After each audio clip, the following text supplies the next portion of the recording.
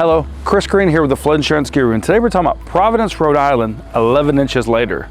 We're talking about the flooding event that happened in the summer of 2022.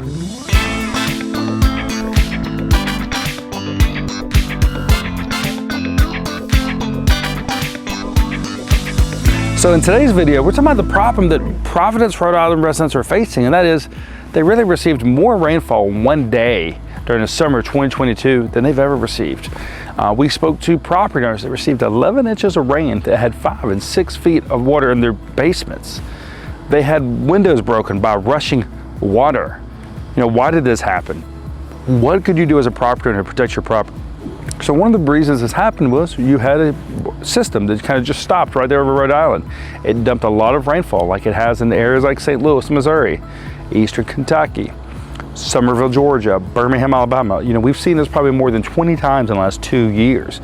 It just so happened that Providence, Rhode Island was the most recent victim. And this is why it's so important to understand, first of all, what is your flood risk in Rhode Island? You know, you can click on a website below and discover what your real risk is from 1 to 100, how close to water you are. Maybe you have a negative elevation. Wouldn't it be nice to know that so you could go and buy flood insurance? The next thing is to understand is what flood zone you're in. What does that really mean? Does it have anything to do with your risk? You know, what are your flood insurance options? These are all things you need to know as a Providence, Rhode Island resident. So when this disaster happens, maybe there wasn't enough damage because, you know, Rhode Island's pretty small. So maybe the community doesn't get disaster assistance. What are you gonna do if you don't have flood insurance? It can create a very long financial and emotional recovery for you.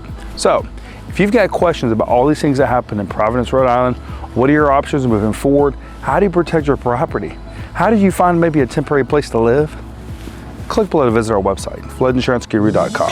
Thank you.